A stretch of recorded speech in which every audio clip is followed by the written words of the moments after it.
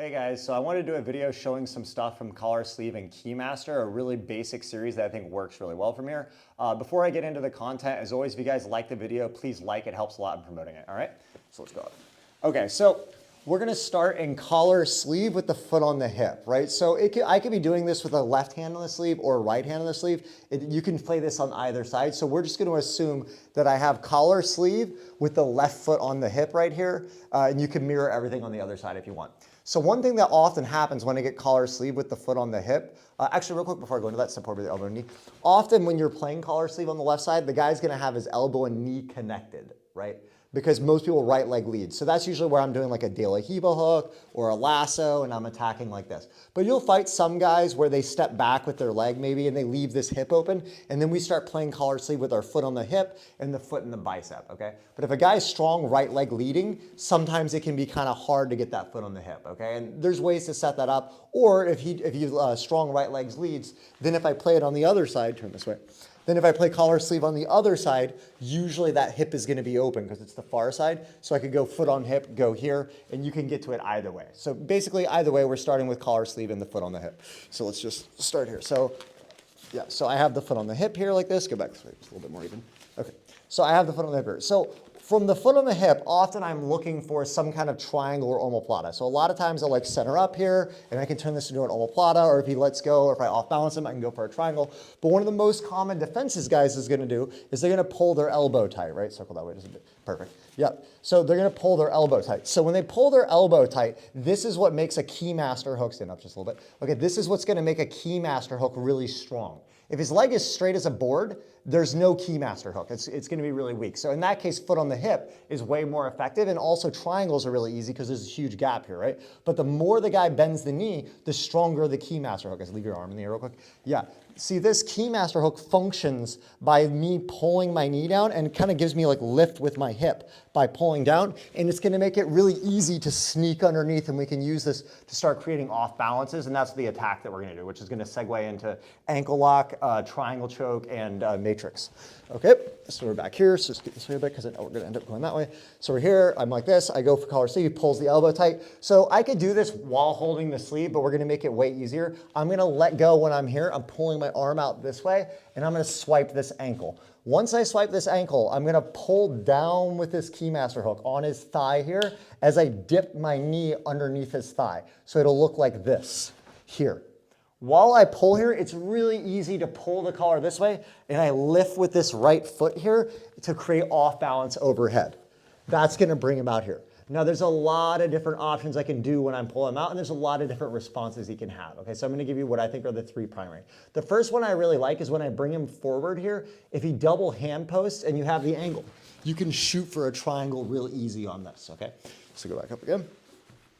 So we're here, right? We're like this, I have this one, keep this right leg forward more. Right, so he's here, so he pulls that elbow tight, right? Pull it tight, yep, like this, exactly. So that there usually makes this really tight.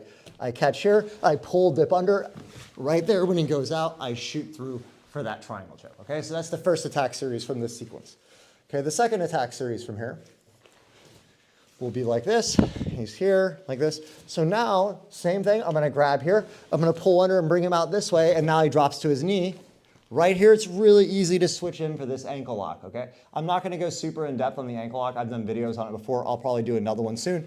But I like to leave this heel out. I choke in here, grab my own lapel, and I start going here to break on the inside. There's three ways to do it. Either I break it on the inside, I go straight back and break on top, or if I go this way, I can break on the outside. They're all three really good, okay? Now, the third option is gonna be the matrix, okay? The way I usually go for this one here is I'm gonna go like this. Okay, I'm here like this, keep your leg forward. Yeah. Elbow tight, yeah. So he pulls here like this, I'm gonna go in here and I start to dip under, but now I can't get that forward off balance. So what's gonna happen is he's gonna go to break this grip and posture. Right, when he breaks there, I'm gonna hit his far side hip as I pop over and throw this left leg over for the matrix, okay?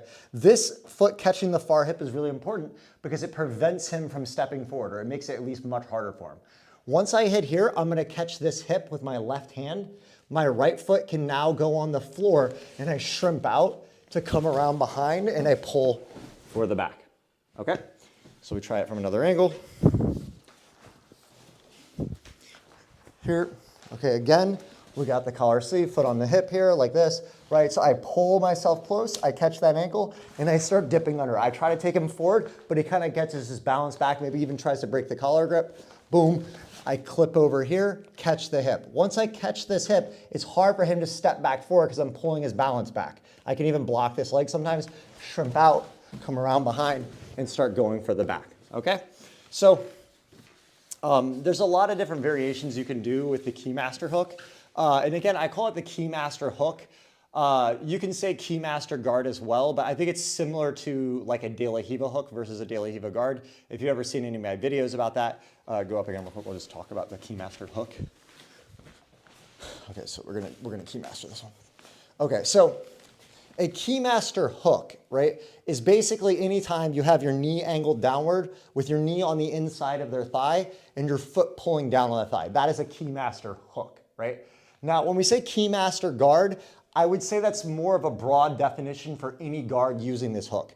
But technically, I could have, give me the sleeve now, I could have Keymaster hook with a collar sleeve.